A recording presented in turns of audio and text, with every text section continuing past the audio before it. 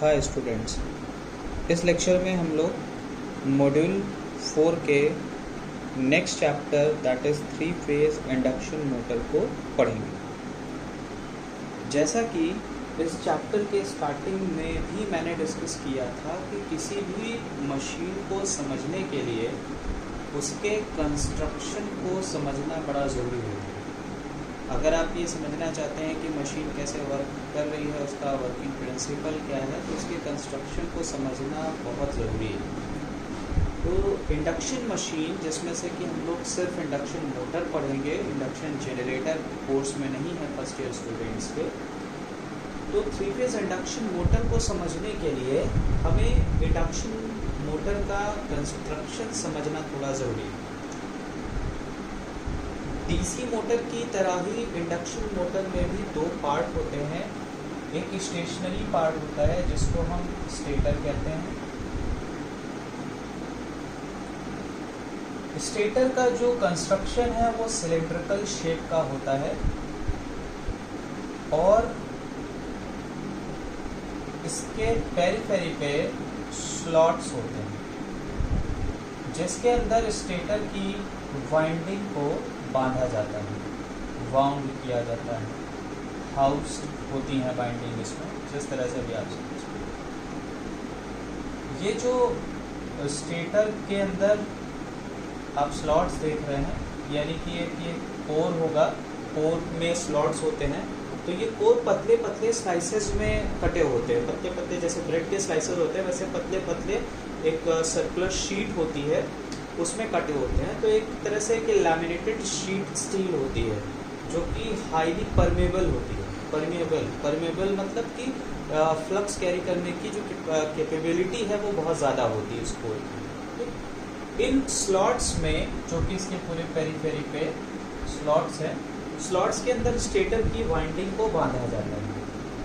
यहाँ पर induction motor में स्टेटर पे जो वाइंडिंग है, जो वाइंडिंग बांधी जाती है, उसे हम कहेंगे field winding. Field winding field winding का क्या सिग्निफिकेंस है, क्या इसका काम है, ये हम लोगों ने डिस्कस किया हुआ है। फील्ड वाइंडिंग का काम होता है मशीन के अंदर मैग्नेटिक फील्ड को क्रिएट करना। तो यहाँ पर इंडक्शन मोटर में जो मैग्नेटिक फील्ड क्रिएट होगी वो स्टेटर में क्रिएट होगी, स्टेटर उसे क्रिएट करेगा क्योंकि उसमें फील्ड वाइंडिंग है। अब ये जो फील्ड वाइंडिंग होती है ये 3 फेज फील्ड वाइंडिंग है। 3 फेज का मतलब ये है कि स्टेटर पे 3 अलग अलग कॉइल्स होंगी जिनको कि एक दूसरे से 120 डिग्री डिस्प्लेस्ड करके 3 कॉइल होंगी, 3 कॉइल्स होंगी स्टेटर पे, 3 वाइंडिंग होगी स्टेटर में, जिसको कि एक दूसरे से 120 डिग्री डिस्प्लेस्ड करके स्टेटर पर बांधा जाएगा। ठीक है, तो ये कंस्ट्रक्शन है स्टेटर का। स्टेटर एक सिलेंड्रिकल शेप का होगा, इसमें जो है सिलिकॉन की लैमिनेटेड शीट स्टील होगी जिसको कि पतले पतले पीसेस में काट के अंदर ये कोर बनाया जाएगा जिसमें स्लॉट्स होंगे। स्लॉट्स में स्टेटर में फील्ड वाइंडिंग लगाई जाएगी जो कि 3 कॉइल होंगी, 3 फेज वाइंडिंग होगी और ये एक दूसरे से 120 डिग्री डिस्प्लेस्ड होंगी। ठीक है, तो यहाँ पर 3 कॉइल्स लगाई जाएंगे। मान लेते हैं एक कॉइल यहाँ पर है, इससे 120 डिग्री पर एक कॉइल सपोज यहाँ पर है और इससे 120 डिग्री एक कॉइल यहाँ पर। ठीक है, मान लीजिए कॉइल का एक सिरा यहाँ है R, तो इसका दूसरा सिरा कहाँ होगा, यहाँ पर होगा R डैश। ठीक है, ये मान लीजिए Y है तो इसका दूसरा सिरा कहाँ होगा, यहाँ होगा Y डैश। ये यहाँ पर एक सिरा है B, तो इसका अगला सिरा इसके अपोजिट यहाँ होगा B डैश। ठीक है, आप सोच रहे होंगे मैंने ऊपर क्यों बनाया, क्योंकि मैं स्लॉट्स में नहीं बना रहा हूँ, बाहर ऊपर सिर्फ इसको समझाने के लिए बना रहा हूँ, जबकि ये वाइंडिंग कहाँ होंगी, स्लॉट्स के अंदर। तो इस तरह से 3 कॉइल्स होंगी और इनके बीच में जो स्पेस डिस्प्लेसमेंट एंगल होगा वो 120 डिग्री होगी। ठीक है, each coil will be displaced 120 degree with each other. तो इस तरह से वाइंडिंग को बांधा जाता है स्टेटर में। ठीक है, ऐसा करने का एक मकसद होता है, इसका एक ऑब्जेक्टिव है। ऑब्जेक्टिव ये है कि जब हम 3 कॉइल को 120 डिग्री पे डिस्प्लेस्ड करेंगे, और यहाँ पर क्या है कि ये 3 फेज इंडक्शन मोटर है, इसका मतलब कि इनपुट जो सप्लाई होगी स्टेटर पे, इनपुट वोल्टेज जो स्टेटर पे होगा वो होगा 3 फेज एसी। 3 फेज एसी मतलब 3 फेज एसी आप पढ़ चुके हैं ऑलरेडी ये चैप्टर, कि 3 वोल्टेजेस होंगे जो कि मैग्नीट्यूड में सेम होंगे, उनके बीच में प्रोग्रेसिव एंगल डिफरेंस 120 डिग्री होगा। ठीक है, तो इस पे 3 फेज वोल्टेज अप्लाई होगा, 3 वाइंडिंग है, तीनों के बीच में 120 डिग्री डिस्प्लेसमेंट है। ऐसा होने पर जो मैग्नेटिक फील्ड स्टेटर की वाइंडिंग क्रिएट करेगी, वो मैग्नेटिक फील्ड का जो नेचर है वो रोटेटिंग होगा। That means magnetic field will rotate. कहाँ पे रोटेट करेगी? वो रोटेट करेगी यहाँ पर जो रोटर और स्टेटर के बीच में गैप होगा। भाई ये बाहर स्टेटर है, अंदर रोटर लगेगा, तो रोटर और स्टेटर के बीच में जो गैप होगा उसी में वो मैग्नेटिक फील्ड रोटेट करेगी। उस गैप को कहते हैं एयर गैप। ओके, अब ये बात है कि एयर गैप कितना होगा? एयर गैप बस इतना होगा कि रोटर जो इसके बीच में होगा, स्टेटर के अंदर जो रोटर होगा, वो रोटर और स्टेटर आपस में टकराए ना, मतलब फ्रिक्शन ना हो उनके बीच में, बस इतना सा गैप होगा कि आसानी से रोटर घूमे और स्टेटर और रोटर के बीच में कोई फ्रिक्शन ना आए। क्योंकि ये गैप अगर बढ़ेगा तो स्टेटर और रोटर के बीच में जो रिलक्टेंस है वो रिलक्टेंस बढ़ेगा, और हम ऐसा नहीं चाहते, क्योंकि रिलक्टेंस बढ़ेगा तो मैग्नेटिक फील्ड जो रोटर से लिंक होगी वो क्या होगी? वीक हो जाएगी। इसीलिए एयर गैप मिनिमम से मिनिमम रखा जाता है। तो फिलहाल ये बात हो गई स्टेटर की। ठीक है, अब आइए रोटर पे।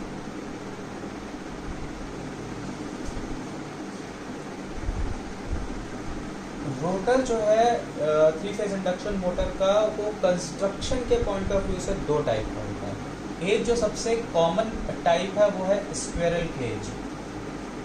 Squirrel cage rotor. ठीक है, अब स्क्विरल मतलब हिंदी में होता है गिलहरी, केज मतलब होता है पिंजड़ा। ठीक है, स्क्विरल केज यानी कि अगर नाम ऐसा पड़ा है तो कुछ कंस्ट्रक्शन भी ऐसा होगा।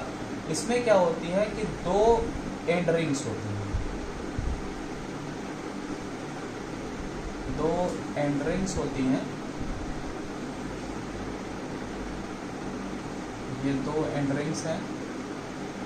अच्छा, अगर आप में से कुछ लोग पतंग उड़ाते होंगे तो उन्होंने लटाई देखी होगी, जिसपे कि मांझा मंझा और सद्दी बांधी जाती है।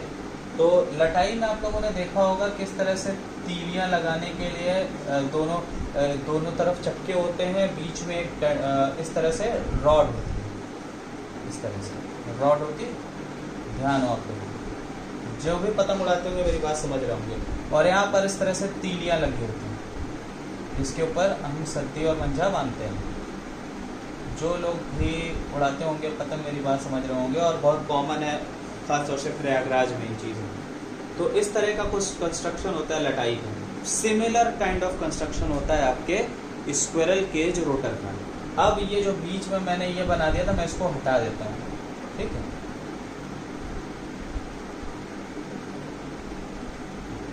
इस तरह से ये कंडक्टर्स होते हैं। ओके, ये जो तीलियां हैं ये तिरछी बांधी जाती हैं, स्क्यूड इसको कहते हैं। जिस मैनर में इसको बांधा गया इसको कहते हैं स्क्यूड, तिरछा करके बांधा जाता है। ठीक है, वो एक उसका कारण होता है मैग्नेटिक लॉकिंग को अवॉइड करने के लिए। मैग्नेटिक लॉकिंग क्या है, बहुत ज़्यादा डिटेल में फर्स्ट ईयर में तो नहीं जा सकते, कारण इसका ये है क्यों इस तरह से करते हैं।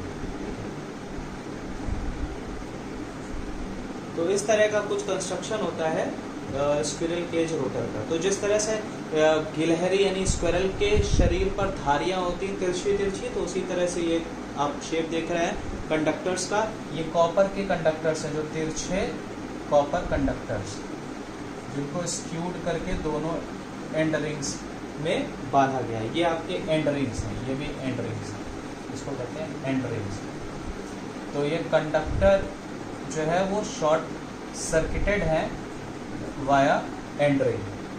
ठीक है, और ये जो है ये शैफ्ट है, दिस इज शैफ्ट।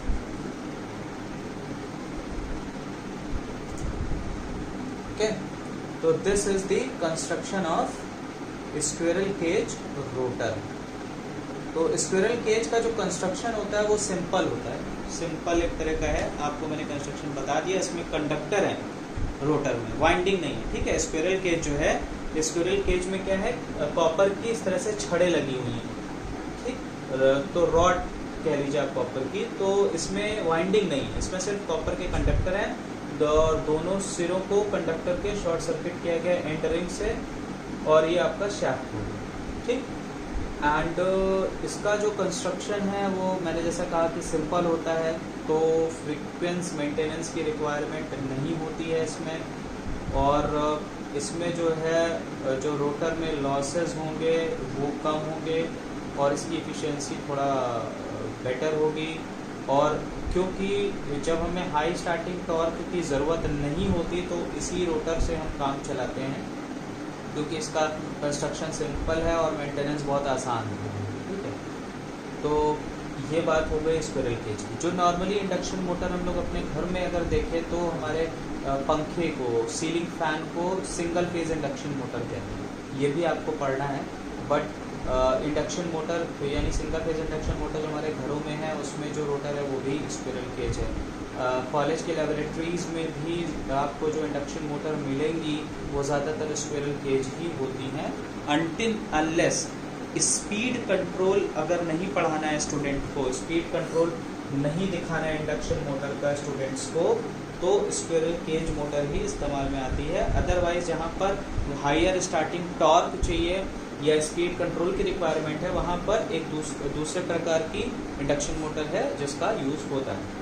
तो ये बात हो गई स्क्विरल केज रोटर की, क्यों इसका नाम स्क्विरल केज रोटर पड़ा, इसका कंस्ट्रक्शन है, ठीक है। तो सबसे इंपॉर्टेंट बात, इसमें कंडक्टर है रोटर में, हाँ, वाइंडिंग नहीं है, इस बात का ध्यान रखिएगा, ठीक है। और ये जो कंडक्टर है शॉर्ट सर्किटेड है थ्रू एंड रिंग्स, ठीक है।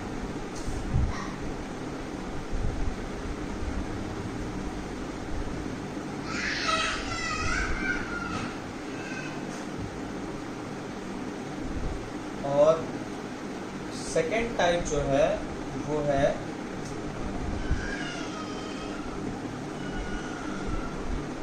वाउंड रोटर, और इसका एक नाम है स्लिप रिंग इंडक्शन रोटर।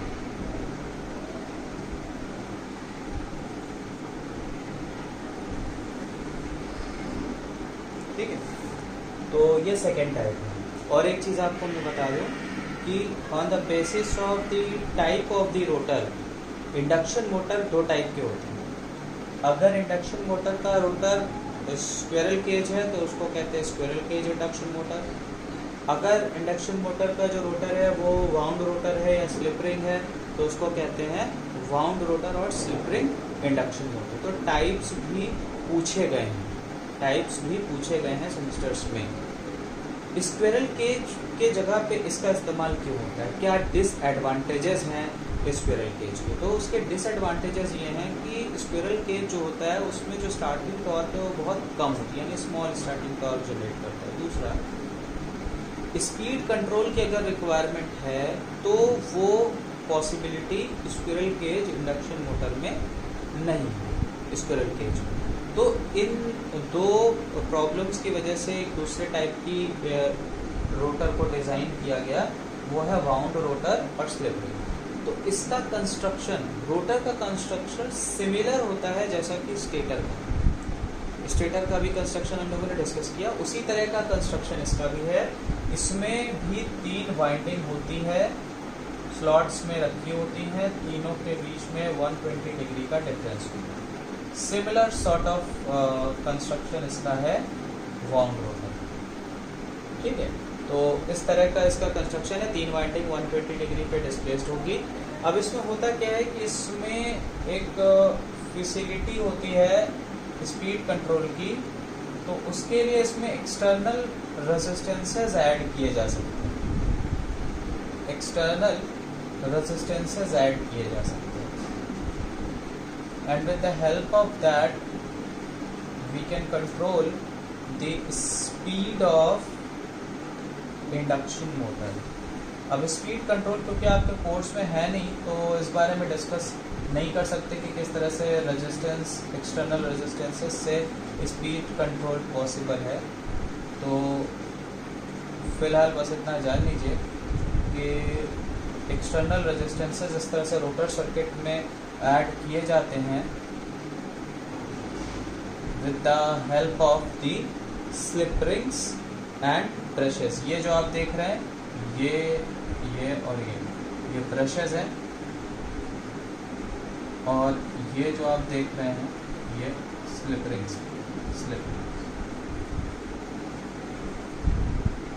और ये एक्सटर्नल रेजिस्टर्स हैं। दीज आर एक्सटर्नल रेजिस्टर्स,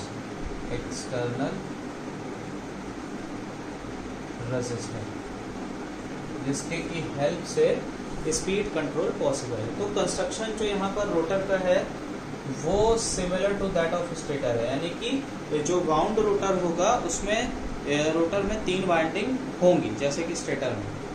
इसके ठीक उल्टा स्पिरल केज में वाइंडिंग नहीं थी, वहाँ सिर्फ कंडक्टर था। ठीक है, तो ये एक नॉर्मल सी चीज़ यहाँ पर आपको याद रखनी है कि वाउंड रोटर में क्या होता है, वाइंडिंग। ठीक है, और आप क्योंकि अब आपके कोर्स में 3 फेज ट्रांसफार्मर है नहीं, सिर्फ 3 फेज ट्रांसफार्मर कनेक्शन है, जो कि मैं डिस्कस करूँगा किसी लेक्चर में आपसे, वीडियो लेक्चर में। तो 3 फेज ट्रांसफार्मर और 3 फेज इंडक्शन मोटर में सिमिलैरिटीज़ हैं। ठीक है, थोड़ा बहुत वो भी मैं बाद में डिस्कस करूँगा आप लोगों से। तो यहाँ पर कंस्ट्रक्शन में आपको फ़र्क थोड़ा बहुत समझ में आया होगा। अब इसका इस्तेमाल होता है जब हमें हाई स्टार्टिंग टॉर्क की ज़रूरत हो, वहाँ पर वाउंड रोटर का इस्तेमाल होता है। लेकिन अब इसके डिसएडवांटेज भी हैं, इसमें वियर और टीयर बहुत ज़्यादा होता है, तो फ्रीक्वेंट मेंटेनेंस चाहिए होता है। ठीक है, अब रोटर में क्योंकि एक्सटर्नल रजिस्टर लगा हुआ है तो रोटर में कॉपर लॉस होता है इस वजह से, जिस वजह से एफिशिएंसी रिड्यूस होती है, और ये जो है पुअर पावर फैक्टर देता है एट फुल लोड। तो इस तरह से कुछ इसमें प्रॉब्लम्स हैं, बट इसकी जो एडवांटेज है वो यही है कि high starting torque speed control possible है। ठीक, so these are the types of induction motor. किस तरह के 2 इंडक्शन मोटर होते हैं टाइप, और किस बेसिस पे इनका क्लासिफिकेशन किया गया है। तो क्लासिफिकेशन बेसिकली इनके टाइप ऑफ रोटर कंस्ट्रक्शन है, और रोटर का कंस्ट्रक्शन क्या होता है ये मैंने डिस्कस किया। तो सेमेस्टर्स में टाइप्स ऑफ इंडक्शन मोटर पूछा गया है, और इनके रोटर के एडवांटेज डिसएडवांटेज पूछे गए हैं। एक तरह से मान लीजिए कि इम्पॉर्टेंट भी है। तो ये तो बात हो गई कंस्ट्रक्शन की। तो मैंने जैसा कहा कि कंस्ट्रक्शन समझना बहुत ज़रूरी होता है। स्टेटर पे कौन सी वाइंडिंग है, रोटर पे कौन सी वाइंडिंग है। तो यहाँ पर क्या है कि स्टेटर पे फील्ड वाइंडिंग है, तीन फील्ड वाइंडिंग है, 120 डिग्री डिस्प्लेस्ड है।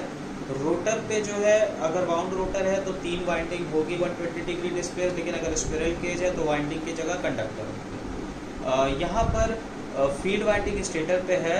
हम वर्किंग को समझने के लिए स्पिरल केज को कंसीडर करेंगे। तो जो कंडक्टर है रोटर्स पे स्पिरल केज के केस में, उसको कहेंगे आर्मेचर कंडक्टर्स, उसको बोलेंगे हम आर्मेचर कंडक्टर्स, क्योंकि फील्ड वाइंडिंग हो गई स्टेटर पे। तो जो दूसरा रोटर पे सर्किट है उसको हम आर्मेचर सर्किट बोलेंगे। तो कंडक्टर्स हैं तो आर्मेचर कंडक्टर्स, वाउंड रोटर है तो वाइंडिंग हो गई तो उसको हम आर्मेचर वाइंडिंग। अब चलते हैं वर्किंग को समझने।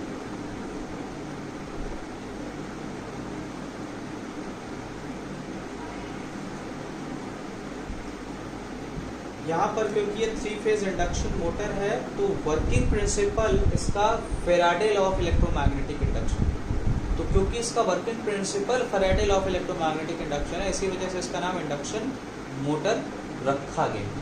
ठीक, तो वर्किंग को समझने के लिए बस एक छोटा सा मैं कंस्ट्रक्शन डायग्राम बनाऊंगा इसका।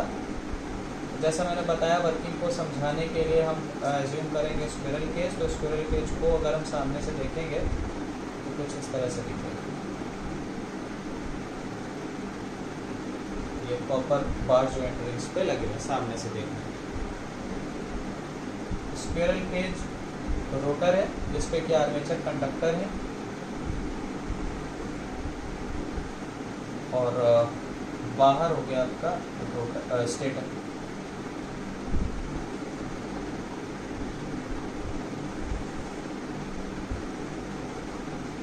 This is stator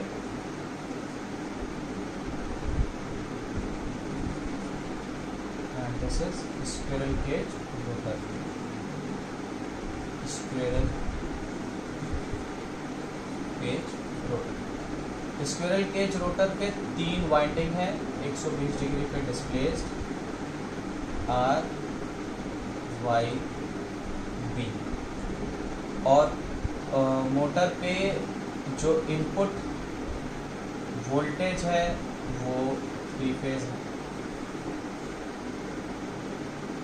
3 phase supply motor पे अप्लाई होगी, 3 फेज एसी सप्लाई इनपुट दिया है।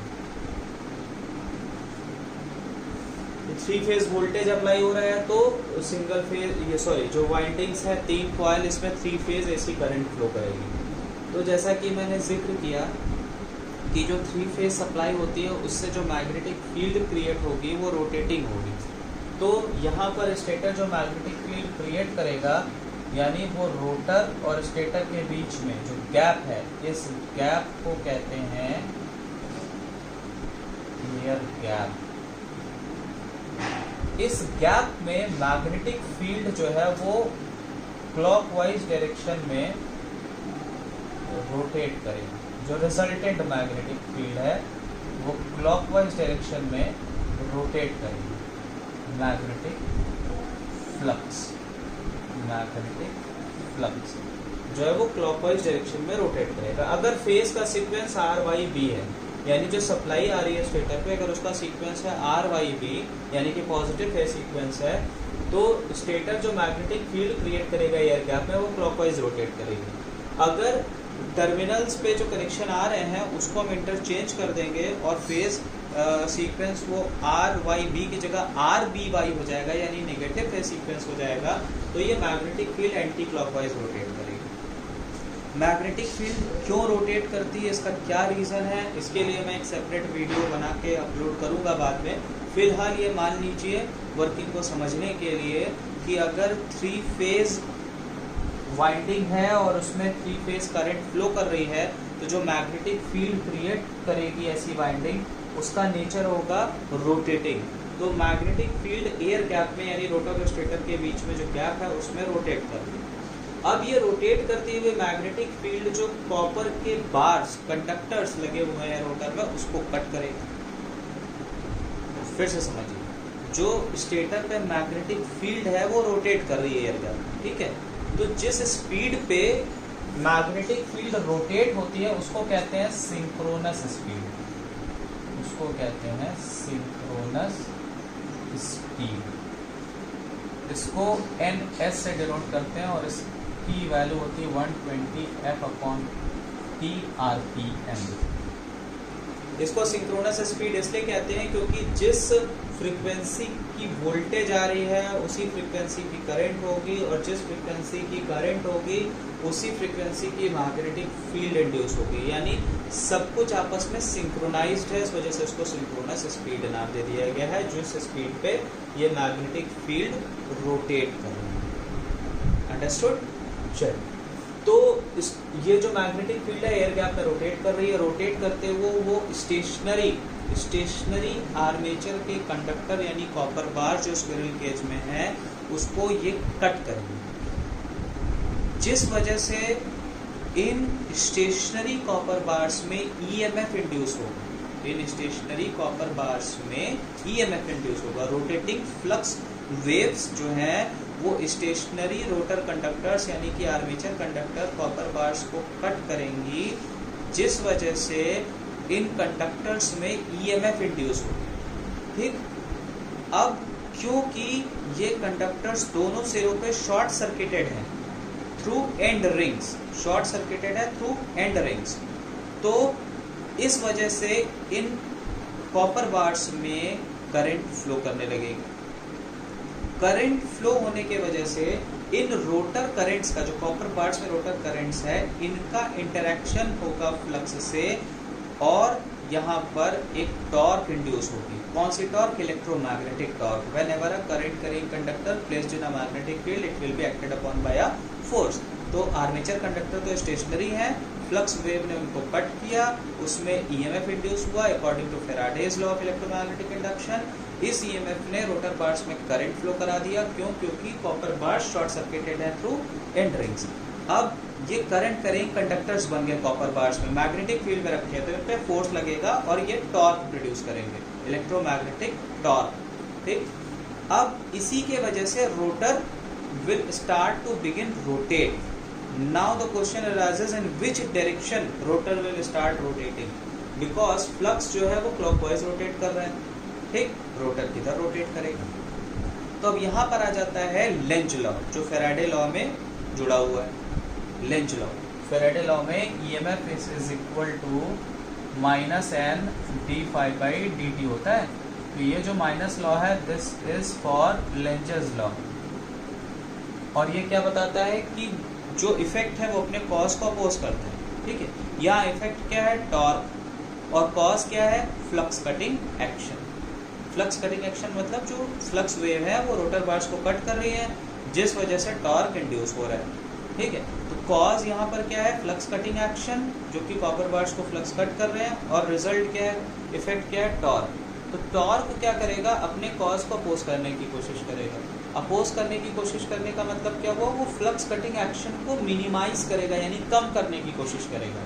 तो इसी वजह से रोटर उसी डायरेक्शन में घूमने लगता है कि जिस डायरेक्शन में फ्लक्स रोटेट कर रहा है। तो इसका मतलब ये जो रोटर है वो घूमने लगेगा क्लॉकवाइज डायरेक्शन में। ठीक है, इसको आप इस तरह से समझिए कि यहाँ पर आपने कुछ रखा हुआ है, इधर से एक नाइफ है जो इस तरह से चलते हुए आ रही है और इसको कट करने वाली। ठीक, इधर से नाइफ ऐसे कट करते हुए आ रही है चीजों को। अब आपको अपने हाथ को बचाना है तो आप किधर भागेंगे? नाइफ जिस डायरेक्शन में आ रही है उसी डायरेक्शन, मतलब नाइफ इधर की तरफ बढ़ रही है तो यह हाथ किधर की तरफ बढ़ेगा? इधर की तरफ बढ़ेगा, क्योंकि इससे कटने से बचना चाह रही है। नाइफ आ रही है इसको काटते हुए, तो ये फिंगर्स किधर की तरफ? इधर की तरफ तो भागेंगे नहीं, जिधर से नाइफ आ रही इधर की तरफ भागेगी, जिधर नाइफ जा रही। ऐसे ऐसे आ रहा है तो ये ऐसे ऐसे फिंगर आपकी इधर की तरफ भागेगी, आप हाथ अपना इधर की तरफ लेके जाएंगे, तभी तो फ्लक्स इससे कटने से बचेंगे, आप कटिंग एक्शन से बचेंगे। तो इसीलिए रोटर भी उसी डायरेक्शन में घूमने लगता है जिस डायरेक्शन में फ्लक्स वेव रोटेट कर रही है, दैट इज क्लॉकवाइज डायरेक्शन। ठीक है, आई होप आप लोग को बात समझ में आई होगी। इसी वजह से rotor will start begins to rotate and induction motor will start rotating. अब इंपॉर्टेंट बात यहाँ पर एक और आ जाती है कि टॉर्क फ्लक्स कटिंग एक्शन को अपोज करने के लिए रोटर को उसी डायरेक्शन में घुमा देता है जिस डायरेक्शन में फ्लक्स वेव रोटेट कर रही है, दैट इज क्लॉकवाइज। राइट, अब सवाल ये आता है कि क्या रोटर उसी स्पीड पे रोटेट करेगा जिस स्पीड पे फ्लक्स वेव रोटेट कर रही है, दैट इज सिंक्रोनस स्पीड पे फ्लक्स वेव रोटेट कर रही है। क्या इसी स्पीड पे हमारा रोटर भी रोटेट करेगा? तो जवाब है नहीं। क्यों? क्योंकि अगर सपोज लेट कि रोटर भी उसी स्पीड पे रोटेट करने लगे जिस स्पीड पे फ्लक्स वेव रोटेट कर रही है, दैट इज सिंक्रोनस स्पीड, अगर उसी स्पीड पे रोटर घूमने लगेगा, रोटेट करने लगेगा, तो फ्लक्स वेव कॉपर कंडक्टर्स को कट ही नहीं कर पाएंगे। जब फ्लक्स वेव कॉपर बार को कट ही नहीं कर पाएंगी तो ईएमएफ ही नहीं इंड्यूस होगा। ईएमएफ ही नहीं इंड्यूस होगा तो रोटर बार्स में करंट ही नहीं आएंगे, तो टॉर्क ही नहीं आएगा। तो काहे का अपोजिशन? भाई जब हमारा इफेक्ट ही नहीं आएगा तो कॉज को अपोज कौन करने जाएगा? तो इसका सीधा सा मतलब ये है कि रोटर उस स्पीड पे नहीं रोटेट करेगा जिस स्पीड पे स्टेटर की मैग्नेटिक फील्ड रोटेट हो रही है, दैट इज सिंक्रोनस स्पीड। तो रोटर क्या होगा कि वो सिंक्रोनस स्पीड से थोड़ा सा कम स्पीड यानी लेस देन सिंक्रोनस स्पीड पे रोटेट करेगा। उसको हम कहेंगे rotor speed NR, synchronous speed NS, rotor speed NR. ठीक, क्यों नहीं उस स्पीड पे रोटेट करेगा? बिकॉज अगर उस स्पीड पे रोटेट करता है रोटर तो फ्लक्स कटिंग एक्शन जीरो हो जाएगा। फ्लक्स कटिंग एक्शन जीरो हो जाएगा तो ईएमएफ इंड्यूस जीरो हो जाएगा। ईएमएफ इंड्यूस जीरो हो जाएगा तो करंट ही नहीं आएगी, टॉर्क ही नहीं आएगा, तो काहे का पोजीशन, मोटर बंद हो जाएगी। तो इसका मतलब हम ये समझ गए कि रोटर जो है वो हमेशा लेस देन सिंक्रोनस स्पीड पे रोटेट करता है और उसको कहते हैं एनआर। आई होप आप लोगों को समझ में आएगा। इसी वजह से इंडक्शन मोटर को असिंक्रोनस मोटर भी कहते हैं।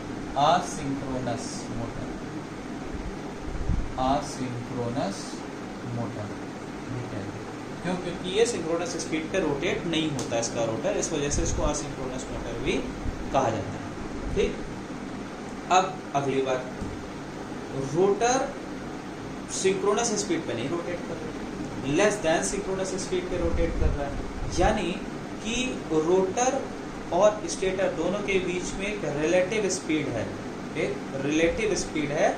रोटर स्टेटर की स्पीड को कैच नहीं कर पा रहा, सॉरी स्टेटर की स्पीड नहीं, स्टेटर के मैग्नेटिक फील्ड को की स्पीड को अचीव नहीं कर पा रहा है, यानी उससे थोड़ा सा स्लिप हो जा रहा है।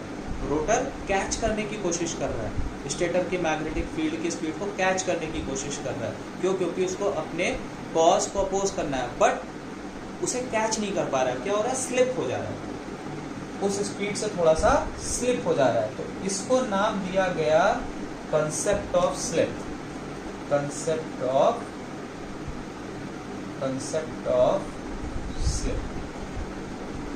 इंपॉर्टेंट है, इस पे न्यूमेरिकल आते हैं। स्लिप को स्मॉल एस से डिनोट किया गया, ठीक है। तो स्लिप का मतलब क्या हुआ? स्लिप का मतलब है कि रोटर स्टेटर के मैग्नेटिक फील्ड की स्पीड से कितना स्लिप हुआ, कितना पीछे रह गया, उसको नाम दे दिया गया स्लिप। इसको स्मॉल एस से डिनोट करते हैं, ns minus nr upon s। This is slip in per unit, p dot u per unit. अगर परसेंटेज स्लिप कैलकुलेट करनी है तो then in that case ns minus nr upon ns into 100, this will be percentage slip. और ns की ये value होती है synchronous speed की, तो इसको याद रखिए। जहाँ पर इंपॉर्टेंट चीज़ है, F क्या है? F इज सप्लाई फ्रीक्वेंसी, जो वोल्टेज अप्लाई हो रहा है स्टेटर पे उसकी फ्रीक्वेंसी। P क्या है? Number of stator pole, number of stator poles, okay. And where NR is what? NR is rotor speed, rotor speed. तो ये तो बात हो गई स्लिप की वैल्यू। फॉर्मूला नोट कर लीजिए फटाफट, तो हम लोग आगे बढ़ें, शुरू करें कहानी, ठीक। ये तो बात हो गई परसेंटेज स्लिप की। अब देखिए, जब मोटर, इंडक्शन मोटर स्टेशनरी है, यानी कि स्टार्ट नहीं हुई, स्टेशनरी है, या जैसे ही स्विच ऑन किया तो रोटर इनिशियली क्या रहेगा? स्टेशनरी रहेगा। इन दैट केस उसको कहते हैं एट स्टैंड स्टिल। जब रोटर स्टेशनरी है तो उसको कहते हैं at standstill. At standstill rotor stationary है तो NR 0, तो स्लिप की वैल्यू क्या हो गई? NS upon NS, that is 1। तो एट स्टैंड स्टिल रोटर जब स्टेशनरी है, मोटर स्टार्ट नहीं है, एट स्टैंड स्टिल स्लिप की वैल्यू हो गई 1। अब एक एक्सट्रीम केस मान लेते हैं कि अगर रोटर उस स्पीड पे रोटेट करने लगे जिस स्पीड पे स्टेटर की मैग्नेटिक फील्ड रोटेट कर रही, तो उसको कहेंगे at synchronous speed. At synchronous speed, synchronous speed पे NR बराबर हो जाएगा NS के, तो स्लिप इज इक्वल टू क्या हो जाएगा? NS minus NS upon NS, that is 0। तो बेसिकली हमें ये पता चल रहा है कि स्लिप की वैल्यू 0 और 1 के बीच में है। स्लिप की वैल्यू वेरी करेगी 0 और 1 के बीच में, इस तरह से समझिए। स्विच ऑन किया इंडक्शन मोटर का, स्टार्टिंग में रोटर क्या होगा? स्टेशनरी था, जब स्टेशनरी था तो स्लिप की वैल्यू 1 थी। जैसे जैसे रोटर घूमना शुरू करेगा, स्पीड बिल्डअप करना शुरू करेगा, वैसे वैसे स्लिप की वैल्यू कम होती चली जाएगी, ठीक। अगर इन केस रोटर की स्पीड सिंक्रोनस स्पीड के बराबर पहुंच गई, तब स्लिप की वैल्यू क्या हो जाएगी? 0, यानी स्लिप की मैक्सिमम वैल्यू 1 है और मिनिमम वैल्यू 0 है। मैक्सिमम वैल्यू कब 1 है? जब रोटर की स्पीड कम है, यानी स्टेशनरी से शुरू हो रहा है तो 1 मैक्सिमम वैल्यू है। जैसे जैसे स्पीड बिल्डअप होती जाएगी, यानी मोटर की स्पीड बढ़ती चली जाएगी, तो स्लिप की वैल्यू रिड्यूस होती जाएगी। तो भाई ये हो गया स्लिप का सिग्निफिकेंस। स्लिप की वैल्यू 0 और 1 के बीच में होती है, याद रखिएगा। स्टेशनरी जब है, यानी जब स्पीड कम है मोटर की, तो स्लिप की वैल्यू ज़्यादा है। जब मोटर की स्पीड ज़्यादा है तो स्लिप की वैल्यू कम है। तो ये तो कंसेप्ट हो गया आपका स्लिप का, वैल्यूज़ की 0 और 1 के बीच में वैल्यू, ठीक है। अब देखिए, यहाँ से हम अगर स्लिप की वैल्यू पता हो तो यहाँ से एक फॉर्मूला बना सकते हैं। इसको यहाँ ले जाके मल्टीप्लाई कीजिए तो NS कॉमन होगा, 1 minus S into N S. ठीक है, ये एक फॉर्मूला है एन आर को निकालने का। न्यूमेरिकल्स आते हैं तो अगर स्लिप आपको पता है, एन एस पता है, तो एन आर आप निकाल सकते हैं। एन एस कैसे निकालेंगे उसके लिए फॉर्मूला दिया हुआ है। तो ये बात हो गई आपकी स्लिप। ठीक है, अब होता क्या है, एक बात इस तरह से समझिए भाई कि रोटर की जो स्पीड है वो स्टेटर की स्पीड से कम, यानी रोटर की स्पीड स्टेटर की स्पीड नहीं, स्टेटर के मैग्नेटिक फील्ड की स्पीड। तो रोटर के रोटेशन की जो स्पीड है वो स्टेटर के मैग्नेटिक फील्ड के रोटेशन की स्पीड से कम, यानी सिंक्रोनाइज्ड नहीं। राइट, तो इसका मतलब कि रोटर में जो ईएमएफ इंड्यूस होगा और रोटर के वार्स में जो करंट आएगी उसकी फ्रीक्वेंसी स्टेटर के वोल्टेज और करंट की फ्रीक्वेंसी से मैच नहीं करेगी। भाई स्टेटर में जो करंट और वोल्टेज है वो उसकी अपनी फ्रीक्वेंसी है, ठीक, दोनों सिंक्रोनाइज हैं। लेकिन रोटर में जो रोटर के सर्किट में जो ईएमएफ इंड्यूस हो रहा है और करंट आ रही है वो सिंक्रोनाइज नहीं है स्टेटर से। क्यों? क्योंकि रोटर के रोटेशन की स्पीड कम है और स्टेटर के मैग्नेटिक फील्ड आ किससे रही है? करंट से आ रही है, वोल्टेज से आ रही है। तो जो फ्रीक्वेंसी वोल्टेज करंट की है वही मैग्नेटिक फील्ड की है। बट जब बात करें रोटर की, तो रोटर की जो रोटेशन की स्पीड है वो कम है। जब स्पीड कम है तो ऑब्वियस सी बात है कि रोटर के ईएमएफ की फ्रीक्वेंसी और करंट की फ्रीक्वेंसी कम होगी। क्या होगी अब वो हमें निकालना है, क्योंकि इस पे बेस्ड भी न्यूमेरिकल आ जाता है, वो हमें समझना है कि वो क्या होगा। तो रोटर ईएमएफ की फ्रीक्वेंसी ऑफ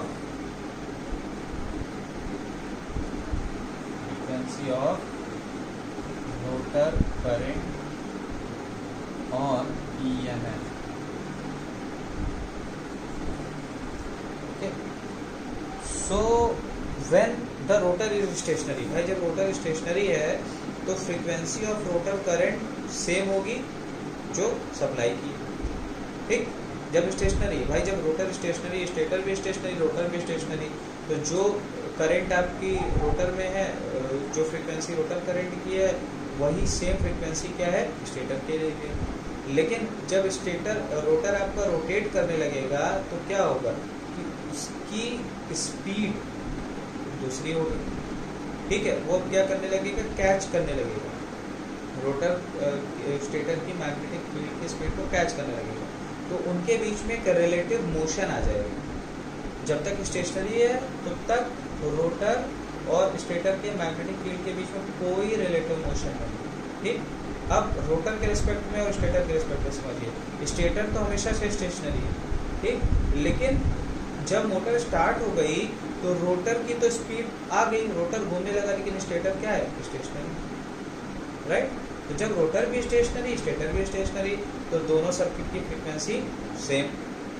जब मोटर स्टार्ट हो गई तो स्टेटर तो अभी भी स्टेशनरी बना है, लेकिन रोटर की स्पीड क्या हो गई? बढ़ गई।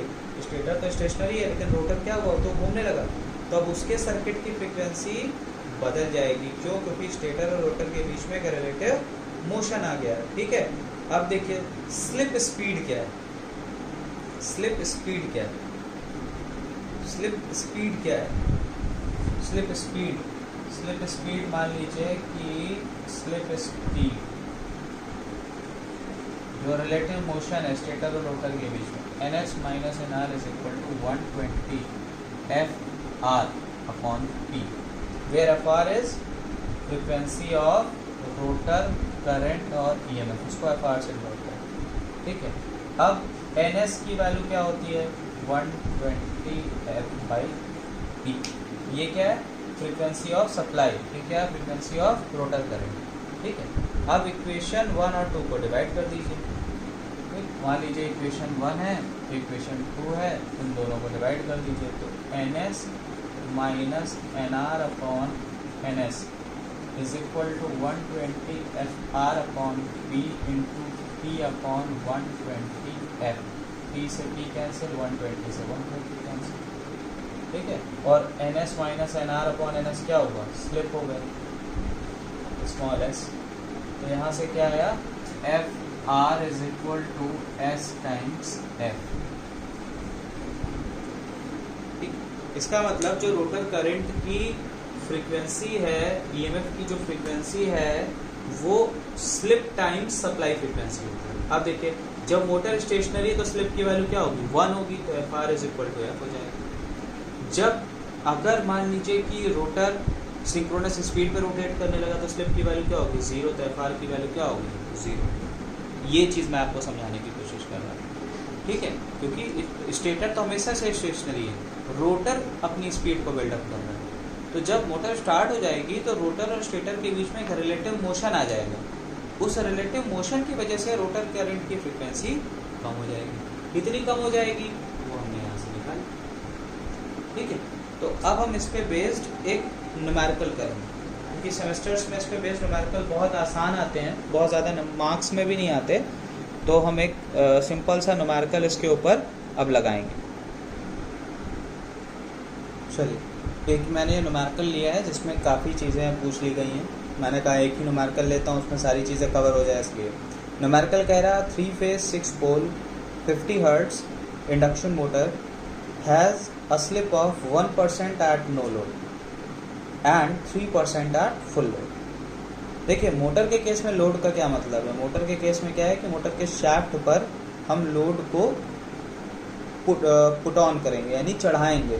आप लोग लेबोरेटरी में जाते हैं, 3 फेज इंडक्शन मोटर का प्रैक्टिकल परफॉर्म करते हैं, उसमें आप देखते हैं कि शाफ्ट पे एक पट्टा लगा होता है जिसको हम पुली के थ्रू टाइट करते हैं। तो जैसे जैसे टाइट करते जाएंगे तो रोटर को वो पट्टा जकड़ता जाता है, तो इसका मतलब मोटर पे लोड बढ़ रहा है। हम पूरी तरह से अगर पुली से टाइट कर देंगे पट्टे को तो रोटर जैम हो जाएगा। तो रोटर जब जैम हो जाएगा तो इसका मतलब ये हुआ कि फुल लोड हो गया मोटर पे, ठीक है। फुल लोड मतलब रोटर की एक रेटेड करंट है, जब वो रेटेड करंट पे आपको दिखाने लगे एमीटर में कि मोटर की जो रेटेड करंट है वो फ्लो होने लगी, तो इसका मतलब मोटर आपके फुल लोड पे काम करने लगा। यानी जैसे जैसे हम पुट ऑन करेंगे लोड मोटर पे, शाफ्ट को टाइट करेंगे पट्टे के थ्रू, वैसे वैसे लोड बढ़ता जाएगा। लोड बढ़ेगा तो मोटर करंट ज़्यादा खींचती है। और अभी मैंने आपको स्लिप के बारे में कंसेप्ट समझाया था कि जैसे जैसे मोटर की स्पीड कम होगी, क्योंकि लोड अगर चढ़ाएंगे तो ऑब्वियस ही बात है स्पीड मोटर की क्या होगी, वो कम होगी। तो मोटर की स्पीड मोमेंटरली कम हुई। जब मोटर की स्पीड मोमेंटरली कम हुई तो इसका सिंपल सा मतलब ये हुआ कि स्लिप की वैल्यू बढ़ गई। इसीलिए 1% देखिए नो लोड स्लिप है, यानी जब मोटर के शाफ्ट पे कोई लोड नहीं लगाया तो मोटर अपनी रेटेड स्पीड पे, मान लीजिए 1400 आरपीएम की इंडक्शन मोटर है तो वो 1400 आरपीएम पे रन करेगी, ठीक है। तो जो रिलेटिव स्पीड है स्टेटर के मैग्नेटिक फील्ड और रोटर के बीच में वो बहुत कम रहेगी, इसीलिए स्लिप की वैल्यू क्या है 1%, ठीक। और लोड को जैसे ही हम पुट ऑन कर देंगे मोटर के ऊपर तो मोटर की स्पीड रिड्यूस हुई। मोटर की स्पीड रिड्यूस हुई, इसका मतलब स्लिप क्या हुई, बढ़ गई, क्योंकि जब स्पीड कम होती है तो स्लिप की वैल्यू ज़्यादा होती है, इसलिए फुल लोड स्लिप ज़्यादा है, नो लोड स्लिप कम। अब देखिए पहली चीज़ क्या पूछी गई है।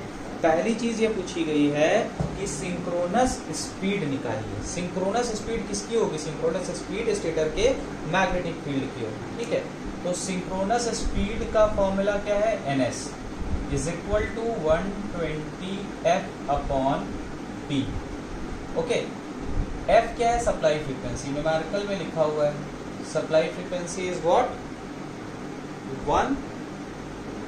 Supply frequency is what 50 hertz. तो 120 × 50 अपॉन पोल्स, 6 पोल लिखा हुआ है ना, 6 पोल इंडक्शन मोटर 6, तो यहां से क्या हुआ 1000 आरपीएम, ये हो गई सिंक्रोनस स्पीड। आप लोग समझ रहे होंगे। तो ये पार्ट ए का आंसर हो गया है कि 1000 सिंक्रोनस स्पीड। अब पूछा गया है no load speed. No load speed मतलब अब आपसे रोटर की स्पीड पूछी जाएगी। सिंक्रोनस स्पीड तो स्टेटर के मैग्नेटिक फील्ड के रोटेशन की स्पीड है। नो लोड स्पीड मतलब अब आपसे मोटर की स्पीड, यानी रोटर किस स्पीड पे रोटेट कर रहा है नो लोड पे, वो निकालना है। तो नो लोड स्पीड मतलब एनआर आपको निकालना है एट नो लोड। इसका फॉर्मूला भी कुछ देर पहले जिक्र किया था मैंने, 1 - s × ns। अब देखिए यहाँ पर स्लिप इसीलिए 2 दी गई है, एक नो लोड और एक फुल लोड। ये फुल लोड स्लिप, ये नो लोड स्लिप। तो यहाँ पर आपको नो लोड स्लिप लेनी है, ठीक है। अब स्लिप नो लोड पे जो दी हुई है स्लिप है वो है 1%, परसेंटेज स्लिप। तो पर यूनिट में आप स्लिप लिखेंगे तो ये क्या होगा 0.0 है। इसी तरह से फुल लोड स्लिप दी हुई है 3%, फुल लोड स्लिप दी हुई है, परसेंटेज दी हुई है स्लिप 3%, तो पर यूनिट स्लिप कितनी होगी 0.0। ओके, तो यहाँ पर वैल्यूज रखते हैं 1 माइनस 0.01 इंटू 1000। तो इसको आप सॉल्व करेंगे तो ये वैल्यू आएगी 990 आरपीएम। तो आप देखिए 10 आरपीएम का अंतर है इस मोटर में। 3 फेज 6 पोल जो मोटर है उसमें सिर्फ 10 आरपीएम का अंतर है। जब मोटर अपनी नो लोड स्पीड पे है, कोई लोड नहीं लगाया गया शाफ्ट पे, तो रोटर की स्पीड 10 आरपीएम है, यानी इनके बीच में जो रिलेटिव स्पीड है, कमी जो है वो 10 आरपीएम की है। ठीक है, अब आपको नेक्स्ट पार्ट में निकालना है फुल लोड स्पीड, यानी जब फुल लोड पे मोटर काम कर रहे हो, उसके शाफ्ट पे जितना वो लोड झेल सकती है उतना लोड लगा दिया गया, रेटेड करंट फ्लो हो रही है। फुल लोड स्पीड अब आपको निकालनी है। फुल लोड स्पीड के लिए अब मैं NS को रफ कर रहा हूँ, और जल्दी से आप लोग नोट कर लीजिए इसको, तो फिर मैं ऊपर वाला पार्ट रफ करूँ। NS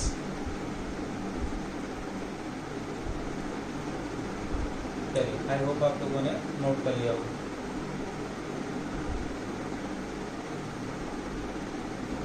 पार्ट सी में आपको फुल लोड स्पीड निकालनी है, फुल लोड स्पीड रोटर की। Okay, 1 minus S full load into NS। So full load slip है 0.03, 1 माइनस 0.03 इंटू 1000। इसको सॉल्व करेंगे तो आपको मिलेगा 970 आरपीएम, 970 आरपीएम। उसके न्यूमेरिकल किसी तरह से सिंपल आते हैं, बहुत डिफिकल्ट न्यूमेरिकल नहीं आते। अब इसके बाद इसका जो डी पार्ट है वो पूछा है frequency of rotor current at stand still. अभी कुछ देर पहले मैंने आपको बताया है इसी लेक्चर में कि रोटर करंट की फ्रीक्वेंसी क्या होती है, FR is equal to S into F। अब पार्ट डी देखिए क्या पूछा गया, frequency of rotor current at standstill. Standstill मतलब जब रोटर स्टेशनरी है। जब रोटर स्टेशनरी होता है तो स्लिप की वैल्यू क्या होती है, अभी जिक्र हुआ है इस लेक्चर में, 1 होती है। तो यहाँ पर S की वैल्यू क्या हो गई 1। स्मॉल f क्या है यहाँ पर, सप्लाई फ्रीक्वेंसी। सप्लाई फ्रीक्वेंसी कितनी है 50 हर्ट्ज इंटू 50, तो कितना हो गया 50 हर्ट्ज आंसर। ठीक, यहाँ पर हमें रोटर करंट की फ्रीक्वेंसी एट स्टैंड स्टिल निकालनी है। स्टैंड स्टिल मतलब जो रोटर स्टेशनरी है, तो जब रोटर स्टेशनरी है तो स्लिप की वैल्यू होती है 1। यहाँ 1 रख दिया, सप्लाई फ्रीक्वेंसी 50 दी हुई, 50 हर्ट्ज हो गया आंसर।